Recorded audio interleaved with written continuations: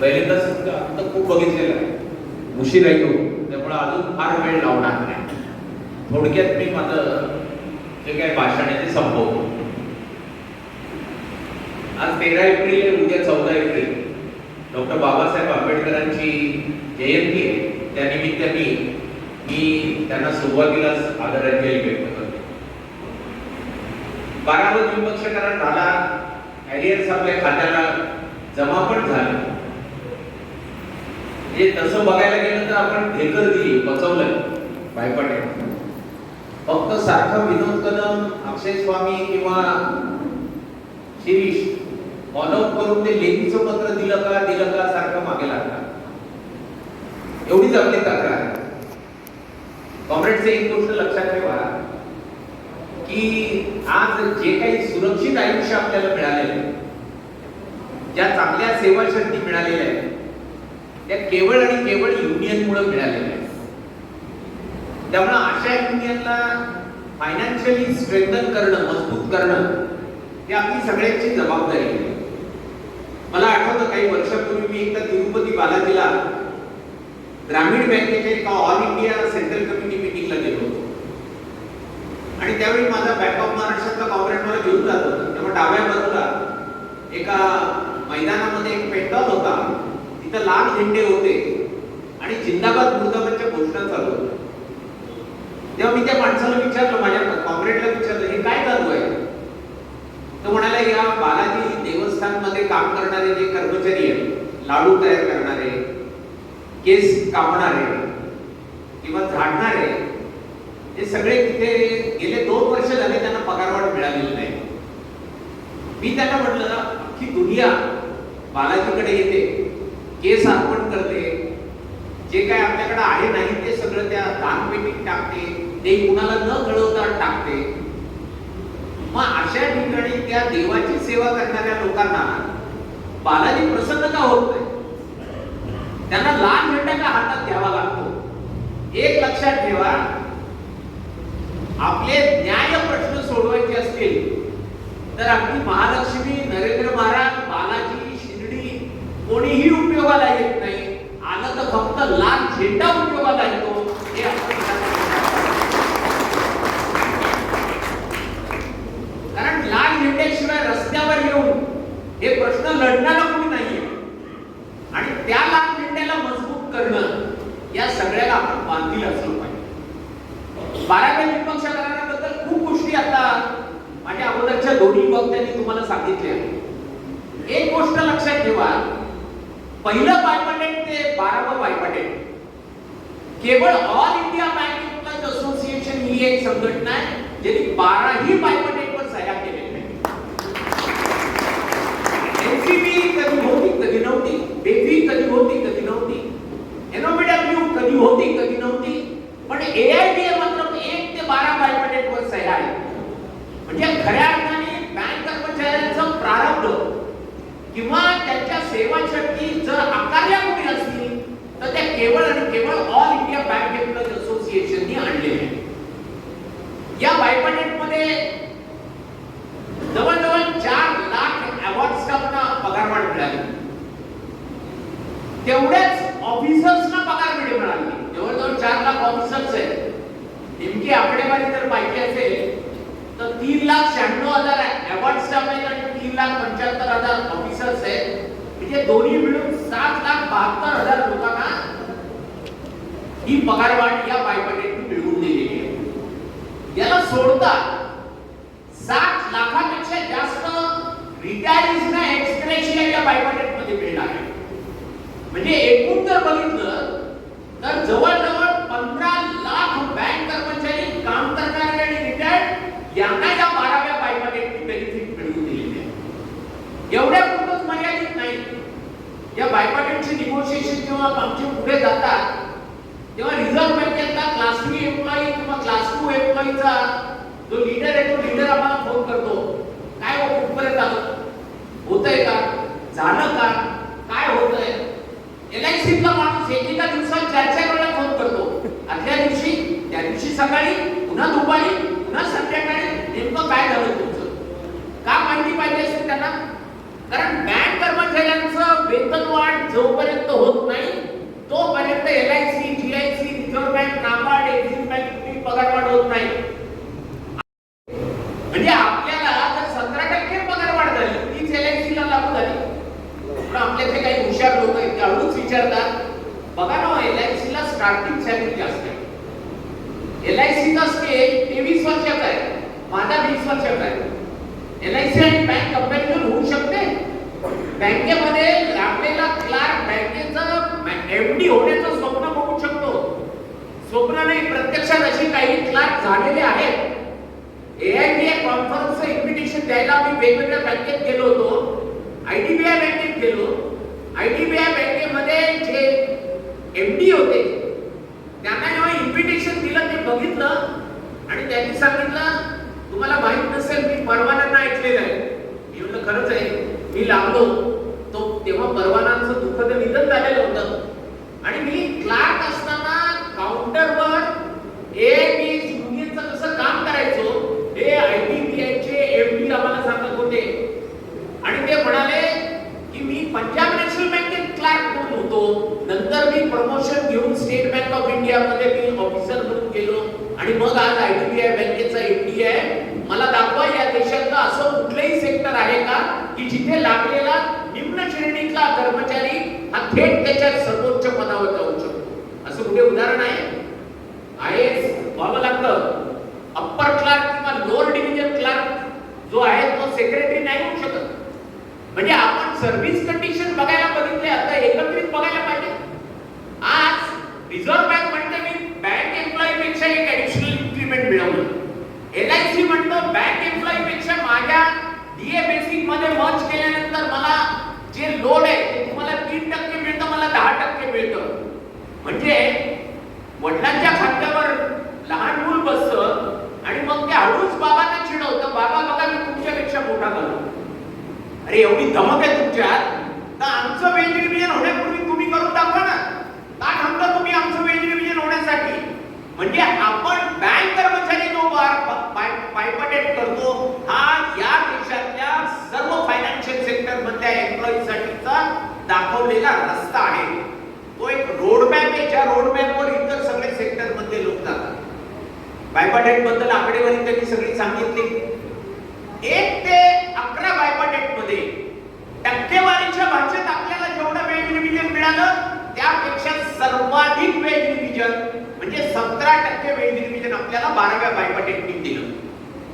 मग आपल्यातले काही लोक लगेच सांगतात, अहो जेव्हा बँका तोट्यात होत्या 2% सुरुवात केली तेव्हा 15% मिळाले, आता जर थोडं ताणलं असतं तर 20% झाले असते ना.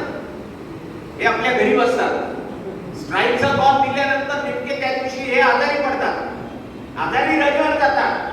पण बायपाटेटवर सह्या झाल्यानंतर मात्र एक्सपर्ट्स कॉमेंट म्हणून ते आम्हाला सांगतात, अरे आता शंकर मी तुम्हाला सांगितलं इथे RBL बँकेचे लोक आहेत, त्यांची गिनीचुनी काही हजारामध्ये त्यांची आज संख्या आहे.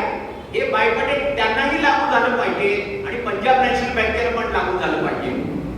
तिथे युको बँक किंवा पंजाब अँड सिंध बँक ज्यांचा परफॉर्मन्स रिलेटिव्हली तेवढा चांगला नाही त्यांनाही बायपाटेट लागू झालं पाहिजे आणि सगळ्यात चांगला परफॉर्मन्स असलेल्या बँक ऑफ महाराष्ट्राला पण तो हे बायपाटेट लागू झालं पाहिजे. जर त्या बँकर्सनी असं सांगितलं की आपण असं करूया, त्या चांगल्या बँका आहेत त्या वेगळ्या करू आणि त्या भीक आहेत त्या वेगळ्या करू, चांगल्या बँकेतल्या लोकांना आम्ही जास्त पगारवाढ देतो, चालेल आपल्याला? याला आपला विरोध आहे. कारण चांगली बँक आणि नफा हे सगळं गणित किती फसवं आहे हे आपण बघितलेलं आहे. बेसिकली बँकेच्या प्रॉफिटेबिलिटीशी आपण आपले पगार लावायला तयार नाही. या बायपाटेट मंचच्या वेळी सगळ्या बँका मिळून 1 लाख प्रॉफिट झाला होता. काय माहिती पुढच्या बायपाटेटच्या वेळी बँका प्रॉफिट मध्ये असतील? आपल्याला माहिती आहे या मोदी गव्हर्नमेंटने गेल्या 5 वर्षात आपल्याला जी मुद्रा लोन वाटायला लावली त्यातून जवळजवळ 23 लाख कोटी रुपयाची मुद्रा लोन आता वाटलेली आहे. आणि कुणाला वाटली आहे? हे सगळ्या राजकीय कार्यकर्त्यांना वाटलेली आहे. त्यातले 50% तर एनपीए कुठेच नाही गेले. नंतर स्वनिधी वाटली. काय काय आपण केलं नाही या मध्य काळामध्ये. हे सगळे उद्या चालून जर सरफेसवर आले आणि बँकांमध्ये एनपीए वाढले तर आज जे फील गुड वातावरण आहे बँकिंग मधलं ते एकदम फील बॅड होईल. मग त्यावेळी आपण बँका तोट्यात त्यामुळे पगारवाढ नाही हे आपल्याला चालणार आहे. आपण सांगतो मी 6.5 तास काम करतो आणि त्या कामाचा योग्य मेहनताना मला मिळाला पाहिजे. तो जर मागून मिळत नसेल तर मी हिसकावून घेईन. हे एआयटी शिकवते. त्यामुळे कधीही आपण प्रॉफिटेबिलिटीच्या सापळ्यामध्ये अडकत नाही. म्हणून 20% का नाही याचं हे उत्तर आहे. टक्केवारी झाली. मग लोक सांगतात टक्केवारी फसवी असते. हो, कधी कधी फसवी असते. पर्टिक्युलरली मोदी सध्याची आकडेवारी आपल्याला सांगतात ना, रेट ऑफ ग्रोथ, जीडीपी मध्ये वाढ झाली, $5 लाख ट्रिलियन होणार वगैरे. तर रिअल टर्म्स मध्ये आकडेवारीच्या परिभाषेमध्ये देखील 11 बायपार्टेट मध्ये जो आपल्याला राईज मिळाला त्यापेक्षा अधिक राईज आपल्याला 12व्या बायपार्टेट मध्ये मिळाला. मग लगेच आपले लोक म्हणतात ते ठीक आहे हो, पण मी माझा पगार कंपेअर केला ना मागच्या वेळच्या मानाने तर मला 13% मिळाले, मला 14% मिळाले. तुम्ही तर म्हणता 17% मिळाले. मग गेले कुठे बाकीचे 3%? आपण हे लक्षात घेतलं पाहिजे की वेज बिल जे आहे त्याच्यात 17%ची पगारवाढ आहे. बँक कर्मचाऱ्यांना जी पगारवाढ मिळाली 73,230 कोटी रुपये आपलं वेज बिल होतं. त्याच्यावर आपल्याला 12,499 कोटी रुपये मिळाले. त्यातले अधिकाऱ्यांना 8,284 कोटी, तर अवॉर्ड स्टाफला 4,165 कोटी रुपये मिळाले. म्हणजे वेज बिलच्या रिलेशन मध्ये 17%. हे 17% काय आहे ते आपण समजून घेतलं पाहिजे. म्हणजे आपल्याला मला 17, त्याला 21, त्याला 13, याला 12 हे जे प्रश्न आहेत ते प्रश्न पडणार नाही. हा झाला एक भाग. तिसरं, ऍव्हरेज जो राईज आहे तो ऍव्हरेज राईज मागच्या बायपार्टेट मध्ये 72,000 रुपये होता वर्षाला. या बायपार्टेट मध्ये तो 1,23,000 आहे. म्हणजे पर एम्प्लॉई राईज आहे वार्षिक, तो देखील मागच्या बायपार्टेटच्या तुलनेमध्ये या बायपार्टेट मध्ये आपल्याला अधिक मिळाला. बेसिक वाढला. बेसिक वाढला कारण डीए बेसिक मध्ये मर्ज केला आणि त्याच्यावर 3% लोड केलं. 10व्या बायपार्टेट मध्ये हे लोड 2% होतं. 11व्या बायपार्टेट मध्ये 28% होतं. या बायपार्टेट मध्ये हे 3% होतं. म्हणजे 10व्या आणि 11व्या पेक्षा 12व्या बायपार्टेट मध्ये डीए बेसिक मध्ये मर्ज केल्यानंतर आपल्याला लोड अधिक मिळालं. स्केल आपल्याला 20 वर्षाचा स्केल आहे. स्केल सुरुवात कुठे होतो शेवट कुठे होतो हे सगळे आकडे तुम्हाला माहिती आहे. पण नवीन लागलेला क्लार्क आता डायरेक्ट तिसऱ्या घरात जाऊन बसतो. 1 आणि 2 हे या घरात तो जातच नाही कारण तो ग्रॅज्युएट आहे. आता मिनिमम क्वालिफिकेशन ग्रॅज्युएट आहे. मग त्याला ग्रॅज्युएशन इन्क्रिमेंट का दिली पाहिजे? जेव्हा 12वी हे मिनिमम क्वालिफिकेशन होतं त्यावेळी त्याला ऍडिशनल 2 ग्रॅज्युएशन इन्क्रिमेंट समजू शकतो. पण आता तर ग्रॅज्युएशनच आहे त्यामुळे देण्याची आवश्यकता नाही. पण आपण एआयटी म्हणून बँकर्सना पण सवय लागली, एकदा एखादी गोष्ट दिली की ती काढून घेता येत नाही. मग आपण बँकर्सना सांगितलं की हे 2 ग्रॅज्युएशनची इन्क्रिमेंट तसेच ठेवले पाहिजे. पण हे ठेवले पाहिजेत असं सांगताना आपण त्यांना सांगितलं की आपल्याला जर चांगलं टॅलेंट बँकिंग मध्ये अट्रॅक्ट करायचं असेल तर स्टार्टिंग सॅलरी चांगली दिली पाहिजे. आणि स्टार्टिंग सॅलरी चांगली देण्याचा एक मार्ग म्हणून आपण डायरेक्टली तिसऱ्या घरामध्ये गेलो. म्हणजे नवीन एम्प्लॉई एकदम डायरेक्ट तिसऱ्या स्टेजला जातो.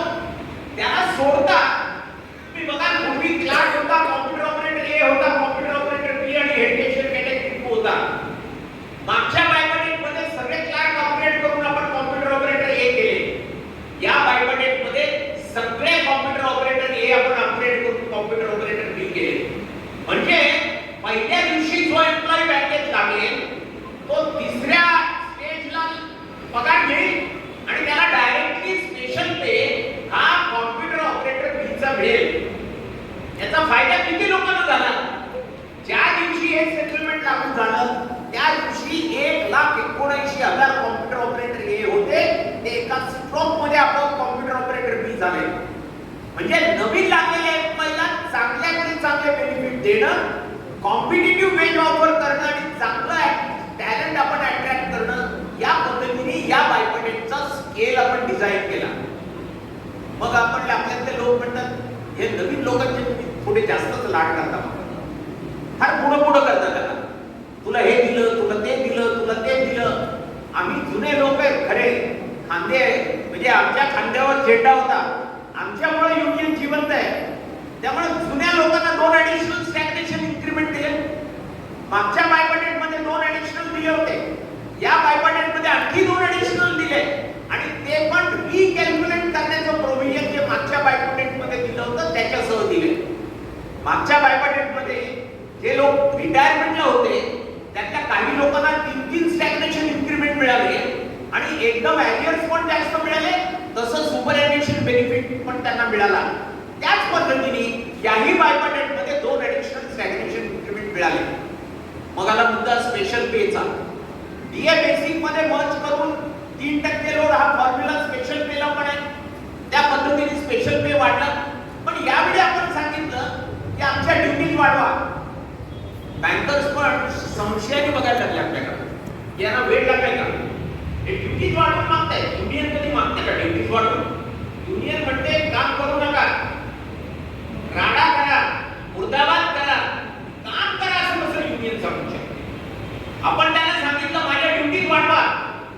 मग बँकर्सनी सांगितलं ठीक आहे, आता तुम्ही स्वतःहूनच म्हणताय तर घ्या आपण ड्युटी वाढवू. आणि मग त्या प्रोसेस मध्ये आपण जे काम करत होतो ते कोडिफाय करून ड्युटी लिस्ट मध्ये इन्कॉर्पोरेट केलं.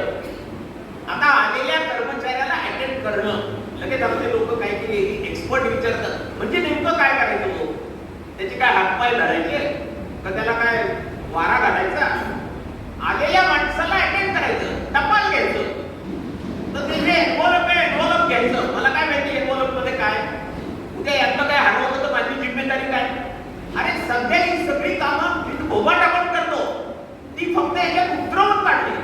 आणि जिथे जिथे रिस्क आणि रिस्पॉन्सिबिलिटी आहे तिथे तिथे या ठिकाणी with due authentication, with due authorisation असा शब्द आहे.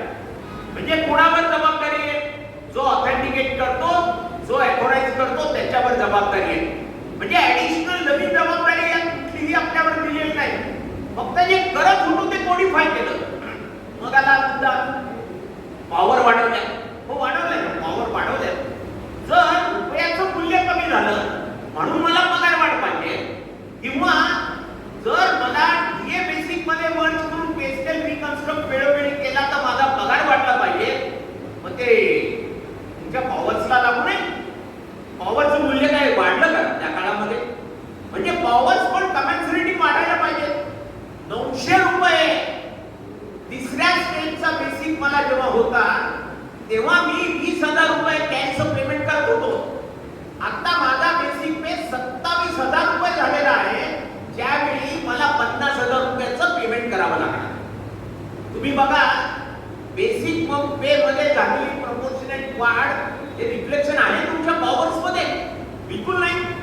बरं एवढं करून बँकर्सना आपण सांगितलं की तुम्ही 31 मार्च पर्यंत जो अलाउन्स देताय तो तुम्ही त्या फॉर्म्युला प्रमाणे देता, ठीक आहे. पण 1 एप्रिल पासून मी ड्युटीज वाढल्या, पॉवर वाढली माझी, तर मला अलाउन्स पण वाढवून पाहिजे. आणि तोही 17% पलीकडे जाऊन वाढवून पाहिजे. 17% तर मी मिळवलेले आहे, पॉवर वाढल्या तर वेगळी अलाउन्स पाहिजे मला.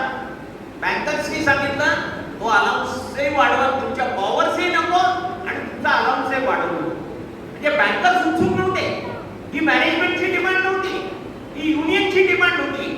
आणि मग शेवटी बँकर्सना आपण सांगितलं की आपण असं करूया 50% लोड तुम्ही 17% घ्या, 50% लोड हे ओव्हर अँड अबाउट 17% घ्या.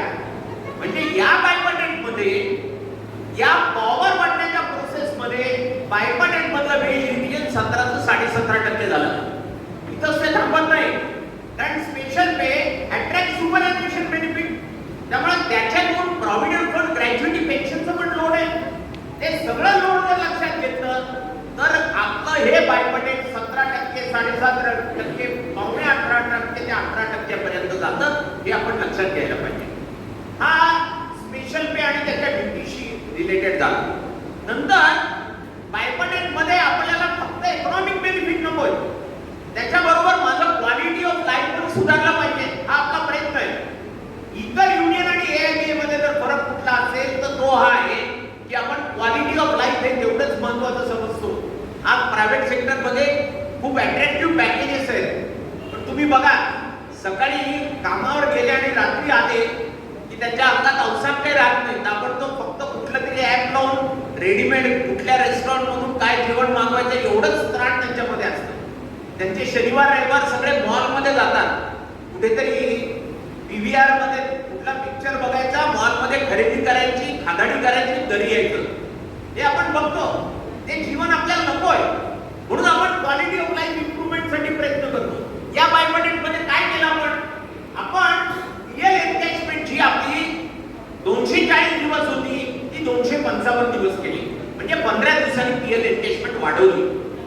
फॉर द फर्स्ट टाइम बायपडेट मध्ये हाफ डे लीव्हचं प्रोव्हिजन आणलं.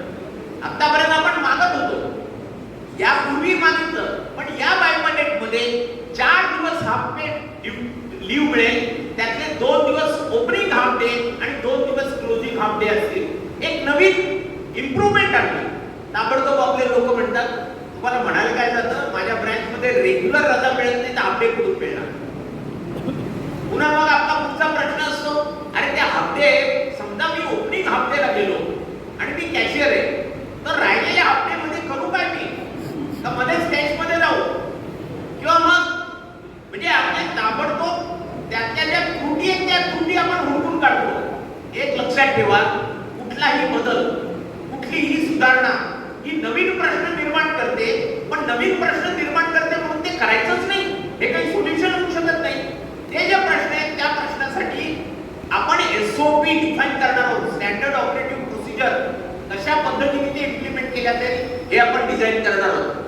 आता एक भाग लेडी एम्प्लॉईसाठी दर महिन्याला 1 दिवस सिक लीव्ह तुम्हाला विदाउट मेडिकल सर्टिफिकेट अवेल करता येईल. हे प्रोव्हिजन आलं.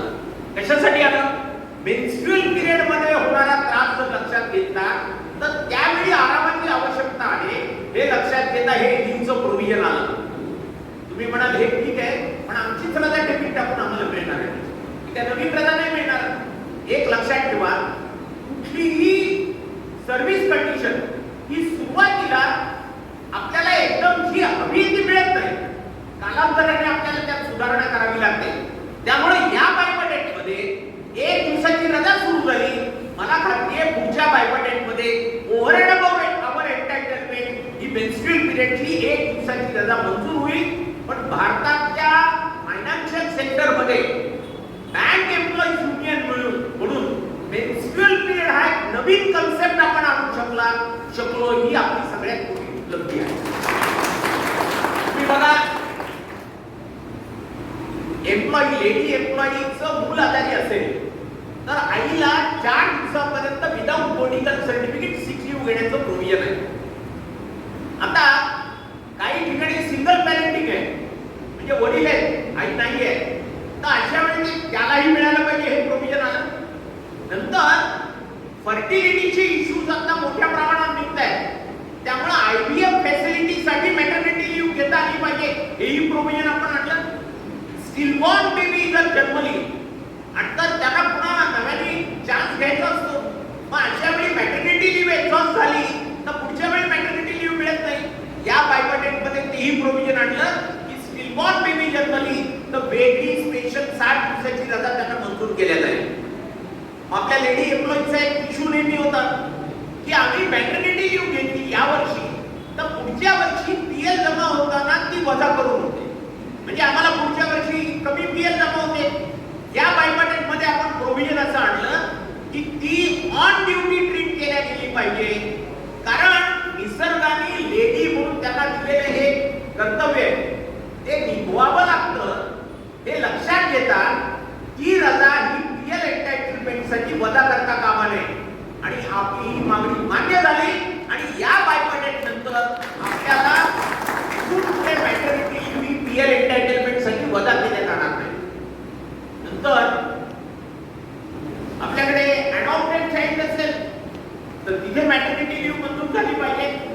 आतापर्यंत जुळ्याच्या केसेस होत्या, मधल्या काळामध्ये तिळ्याच्या केसेस आल्या. त्या ठिकाणी त्याला तिळ झालं असेल तर पूर्ण 1 वर्षाची मॅटर्निटी लीव्ह घेता आली पाहिजे. ही इम्प्रूव्हमेंट आपण केली. सकृतदर्शनी आपल्याला वाटतं की हे असं कुठे होतं का? हे लाईव्ह इश्यूज आहेत जे आमच्याकडे रेफर होतात, त्यातून या इम्प्रूव्हमेंट आलेल्या आहेत.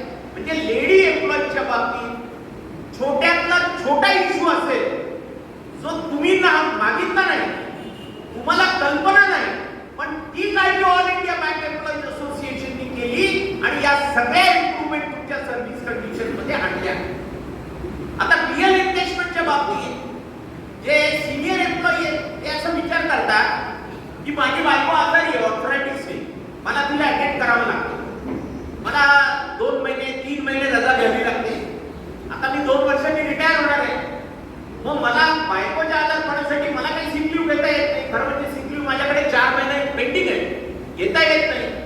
या बायबॅडेट मध्ये असं प्रोव्हिजन केलं की अशा वेळी त्या एम्प्लॉईला सिक लीव्हला डेबिट टाकून बायकोला अटेंड करण्यासाठी रजा घेता येईल असं पण प्रोव्हिजन केलं. त्यामुळे क्लिअर एंगेजमेंटवर ऍडव्हर्स इफेक्ट होता कामा नये.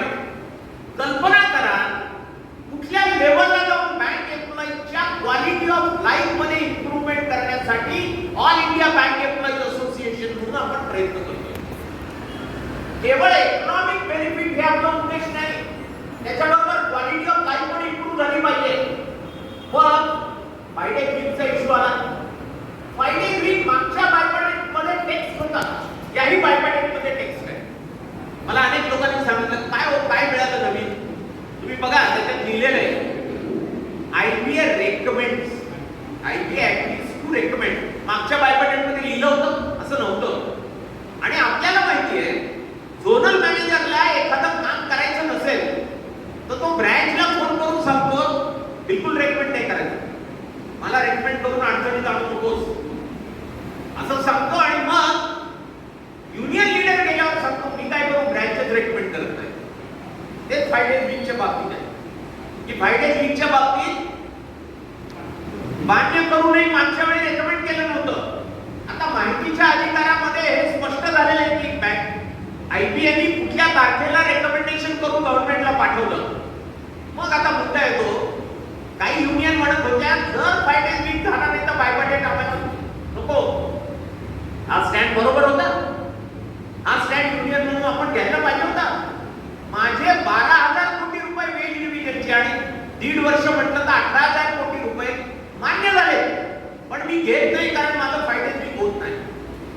कल्पना करा आपण हा जर स्टँड घेतला असता, नाही तर घेणार नाही, काय झालं असतं.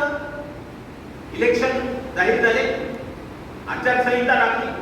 आता आपण बघतो IBPSची यादी आली आहे पण जॉईन होत नाही. का होत नाही? कारण इलेक्शन कमिशनने सांगितलं जोपर्यंत निवडणूक प्रक्रिया संपत नाही म्हणजे 10 जून नंतर त्या ज्या ऑफर्स आहेत त्या ऑफर जाणार आहेत. त्यामुळे बायबॅडेट झालं नसतं. आणि इलेक्शनचा रिझल्ट झाल्यानंतर काय होणार आहे, काळाच्या उतरात काय घडलेलं आहे हे आपल्याला माहित नाही. 400च्या पार 300च्या पार म्हणणारा पक्ष हा सध्या अशोक चव्हाणला घेतो, अजित पवारला घेतो, एकनाथ शिंदेला घेतो, राज ठाकरेला घेतो, आणखी कोणाला घेतो. का घ्यावं लागतं त्यांना? वायाची वाळू सरकली. त्यांना आपण पुन्हा मेजॉरिटी मध्ये येऊ का येणार नाही हे माहित नाही. आणि जर हे सरकार आलं नाही तर काय झालं असतं? बरं हे सरकार आलं, ते म्हणतात त्याप्रमाणे 400च्या वर, आपलं काही मोदीशी भांडण नाही, पण आलं 400च्या वर, तर परवा रिझर्व्ह बँकेच्या 90व्या स्थापनाच्या दिनाच्या दिवशी नरेंद्र मोदींच्या भाषणाची एक क्लिप मिळते, तुम्ही बघितली असेल. त्यांनी सांगितलं RBIच्या स्टाफला 100 दिवस तुम्ही ऐश करा, कारण 100 दिवस मी बिझी आहे निवडणुकीच्या प्रचारामध्ये, नंतर तुम्हाला मी भरपूर काम देणार आहे, ते दलादल. त्यांचा शब्द आहे हा. खरं म्हणजे एका देशाच्या पंतप्रधानाने असा शब्द वापरावा का? हा गल्लीत आपण आपापसात चौकीवर एकमेकाशी बोलताना वापरायचा शब्द आहे, पण पंतप्रधानांनी अशा गुरुनीत सांगितलं, अहंकारामध्ये सांगितलं की तुम्हाला मी असं काम देणार आहे. बघा काम देणार म्हणजे काय? मागच्या वेळी अनुभव घेतला आपण, लाल किल्ल्यावरून सांगितलं जनधन 50 कोटी खाती उघडली, डिमॉनिटायझेशन रात्री 8:30 वाजता मित्रो केलं आणि डिमॉनिटायझेशन आपल्यावर लागलं, काय काय लागलं नाही. आणि बँकिंग कंपनीज अमेंडमेंट ऍक्ट जो पार्लमेंटच्या बिझनेस मध्ये एनलिस्ट केलेला होता, तो जर नव्याने पुन्हा आला तर काय होईल? कल्पना करा. जर बँकांचं खाजगीकरण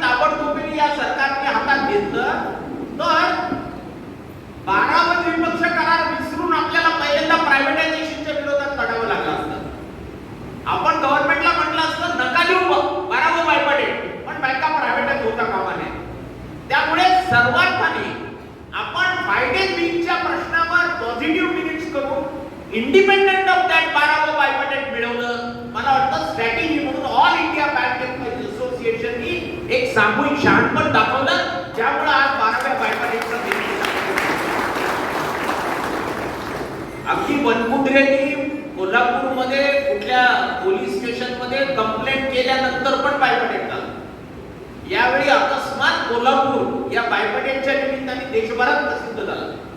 सोशल मीडियात झालं, व्हॉट्सअपवर झालं, सगळीकडे झालं आणि प्रत्येक जण सांगत होता आता होत नाही बघा तुम्ही, पोलीस केस झाली.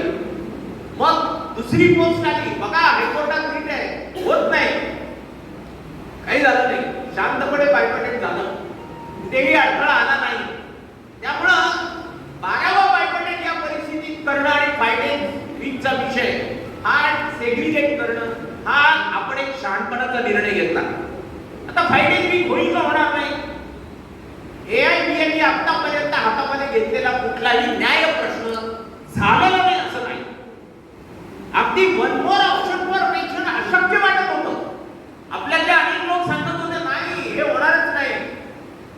सगळ्या युनियन्स साकडं घालत होते AIBMला की बघा तुम्ही जोपर्यंत हातात घेत नाही तोपर्यंत होत नाही. आपण घेतलं, करून दाखवलं. तसं मागून मिळालं नाही. मोदी येऊ की आणखी कोणी येऊ, AIBMच्या मनगटात ताकद आहे, जे मागून मिळत नाही ते हिसकावून घेतो. त्यामुळे फायटिंग वीक हा पण प्रश्न आपण आपल्या, पण फायटिंग वीक हे काय आपल्या सगळ्या प्रश्नांचं उत्तर नाही. खरं म्हणजे वर्किंग अवर्स कमी केले पाहिजे. युरोपमध्ये सध्या मुवमेंट वर्किंग अवर्स कमी करण्याची आहे. फायटिंग वीक ही मुवमेंट नाहीये. त्यामुळे फायटिंग वीक हा पण प्रश्न निश्चितपणे धसाच लागेल. पेन्शन अपडेशनचा एक प्रश्न आहे. पेन्शन अपडेशनच्या प्रश्नावर आपण एक्सग्रेशिया हा एक केलेला कॉम्प्रोमाइज आहे. पेन्शन अपडेशन सोडून दिलं नाही. अनेक लोक सांगतात की पेन्शनची इन्व्हेस्टमेंट पुरेशी आहे. मी मधल्या काळामध्ये सगळ्या बँकांचे बॅलन्स शीट एकत्रित केले आणि AS16 जे स्टेटमेंट आहे त्याच्यावरून बँकांनी गेल्या 5 वर्षात ऍडिशनल प्रोव्हिजन किती केल्याचा आकडा काढला तर 93,716 कोटी रुपये बँकांना गेल्या 5 वर्षात ऍडिशनल प्रोव्हिजन करावं लागलं. त्यातून पेन्शनचा फॅमिली पेन्शनचा इश्यू 22,752 कोटी रुपये हे फॅमिली पेन्शनचं लोड होतं. 750 कोटी रुपये हे युनिफॉर्म डीएचा लोड होतं. याला सोडता इन्व्हेस्टमेंट सिनेरिओ जो ऍडव्हान्स होता त्यामुळे ऍडिशनल प्रोव्हिजन करावं लागलं. पण या पेन्शन अपडेशनचा जर प्रश्न सोडवायचा झाला तर पुन्हा इन्व्हेस्टमेंट करावी लागणार आहे. हे लक्षात घेता आपण एक्सग्रेशिया घेतला. एक्सग्रेशियाचा फॉर्म्युला काय? पेन्शन अपडेशन झालं असतं तर जी रक्कम आपल्याला देय होती, ड्यू होती, त्याच्या 25 ते 30% रक्कम आपल्याला आता मिळाली. फॅमिली पेन्शनच्या निमित्ताने आपण काही जे मैदान आहे ते कव्हर केलं. आपण युनिफॉर्म डीएच्या प्रोसेस मध्ये काही ग्राउंड कव्हर केलं. आता एक्सग्रेशियाच्या निमित्ताने काही लोड शेअर केलं. म्हणजे पेन्शन अपडेशन जे करावं लागणार आहे त्यावेळी येणारं लोड या निमित्ताने कमी झालं. तुम्ही बघितलं असेल युनिफॉर्म डीएचे जे मिनिट्स आहेत त्या मिनिट्स मध्ये फॉर द फर्स्ट टाइम IBMनी टेक्स्ट ऑफ मिनिट्स मध्ये officially in order to facilitate for pension updation असा उल्लेख केलेला आहे. म्हणजे पेन्शन अपडेशन करायचं नाही अशातला भाग नाही. एक्सग्रेशिया घेतला कारण एक्सग्रेशियासाठी पेन्शन इन्व्हेस्टमेंट मध्ये कॉर्पस मध्ये इन्व्हेस्टमेंट करावी लागत नाही. Profit and loss, salary and वेजेसच्या अकाउंटला डेबिट टाकून एक्सग्रेशिया दिला जातो. आता शंकरने जे सांगितलं की 1 रुपया जर ऍडिशनल पगार दिला अट्रॅक्टिंग सुपरएन्युएशन बेनिफिट तर 130 रुपयाच्या एन्युइटीज या बँकांना खरेदी कराव्या लागतात. हे जर लक्षात घेतलं तर पेन्शन अपडेशनचा लोड किती आहे.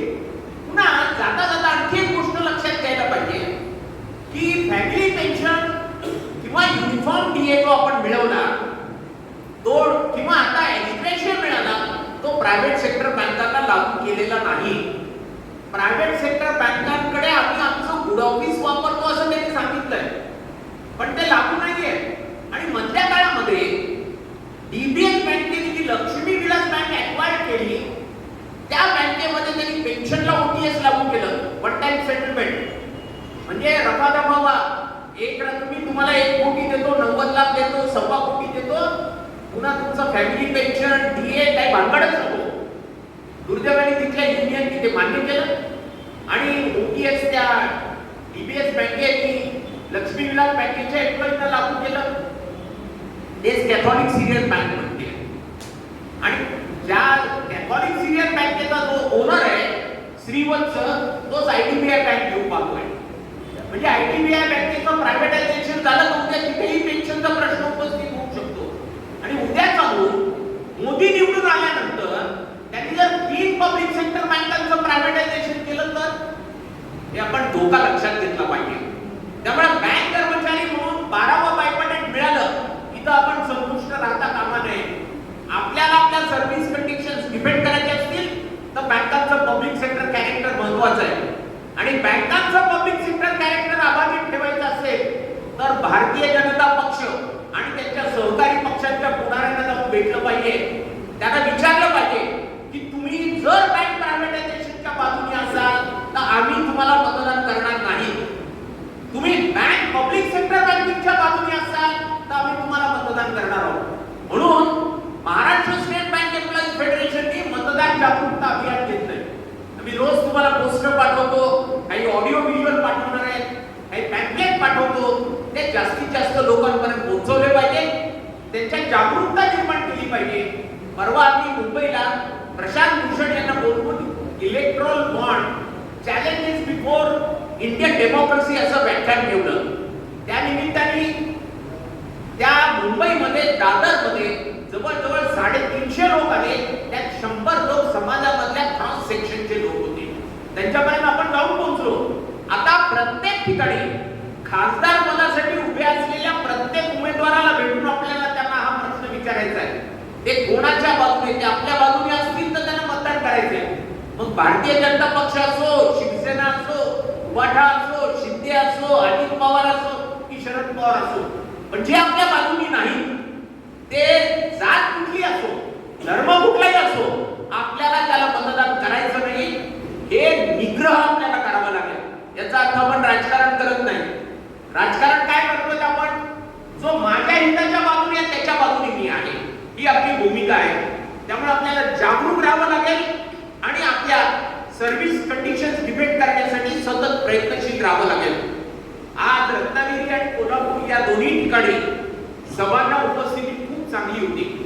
तुम्ही यानंतर अधिकाधिक ऍक्टिव्ह राहाल, आपापल्या ठिकाणी हे कोऑर्डिनेशन अधिक घट्ट करा आणि थोडं स्वयंस्फूर्तपणे युनियन मध्ये सहभागी व्हा. आज आता तुम्ही मीटिंगला यावं याच्यासाठी काय काय फॉलोअप करावा लागला हे आम्हाला माहिती आहे. तुम्हाला एकदा मेसेज पाठवला, मग व्हॉट्सअप पाठवलं, मग तिथल्या लीडरला सांगितलं तू सगळ्यांना सांग, मग मॅक्सी येणार आहे, ते इंटर झोन ट्रान्सफर बद्दल पण आपल्याशी बोलणार आहे. अशा वेगवेगळ्या मार्गाने तुम्ही इथे आलेला आहे. म्हणजे आज तुम्ही स्वयंस्फूर्तीने युनियन मध्ये सहभागी होण्याची आवश्यकता आहे. तुम्हाला ओल्ड पेन्शन पाहिजे नवीन एम्प्लॉईला, ही या बायपाटेट मध्ये आपण डिस्कशनच्या प्रोसेस मध्ये ठेवली, पण 13व्या 14व्या बायपाटेट मध्ये हा प्रश्न आपल्याला प्रायोरिटीचा करून तो सोडवावा लागणार आहे. आणि तो सोडवण्यासाठी मॅक्सी परेरा, एल शंकर किंवा तुळजापूरकर असणार नाही. तुमच्यापैकीच कुणाला तरी पुढाकार घेऊन आंदोलन करावं लागणार आहे. त्यामुळं तुम्हाला AITL ला मजबूत केलं तर तुम्ही मजबूत राहणार आहेत याची खात्री बाळगा. त्यामुळे युनियनला स्ट्रेंथन करण्यासाठी आपण सहभागी झालो पाहिजे. आपल्याला अनेक लोकांना वाटतं, म्हणजे आता मी काही ठिकाणी सांगताना सांगतो की विनोद कदमला किंवा उमेश खोतला आपल्या मुलीच्या लग्नासाठी जेवढा विनोद पाठवून फॉलोअप करावा लागतो त्याच्यापेक्षा जास्त फॉलोअप मीटिंगला यावरून करावा लागतो. हे करावं लागणं फार चांगली गोष्ट नाहीये. हे त्यांच्या काही स्वार्थाचं नाही, हे आपल्या सामूहिक स्वार्थाचं आहे, आपल्या हिताचं आहे. हे जर लक्षात घेतलं, स्वयंस्फूर्तपणे युनियनच्या ऍक्टिव्हिटीज मध्ये सहभागी झालो पाहिजे. तुमची लोकल ट्रान्सफर इन्कन्व्हिनियंट झाली की तुम्ही युनियन पुढारी पाताळात असेल तर तिथून हुडकून काढता. कुठे रेंज नाही तर त्याच्या बाजूच्या माणसाला विचारता कुठे गेला होता विनोद कदम, फोन लागत नाही त्याला. किंवा आणखी मग शिरीष राणे नसेल तर त्याच्या शेजारी त्याचा सहकारी त्याला विचारतो तो कुठे गेला हुडकून काढतो. पण हे जे प्रश्न मी आता सांगितले त्याच्यासाठी अधिकाधिक क्रियाशील राहणं, युनियन मधली इन्व्हॉल्वमेंट वाढवणं ही काळाची गरज आहे. ती ओळखून तुम्ही सक्रियपणे सहभागी व्हा याची अपेक्षा बाळगतो. आणि आज खूप जास्त वेळ तुम्हाला थांबावं लागलं, तुमचा खूप पेशन्स बघितला, पण तुम्ही बायडला मोठ्या संख्येने उपस्थित राहिला त्याबद्दल तुम्हा सगळ्यांचे आभार मानतो आणि तुमची रजा घेतो. धन्यवाद.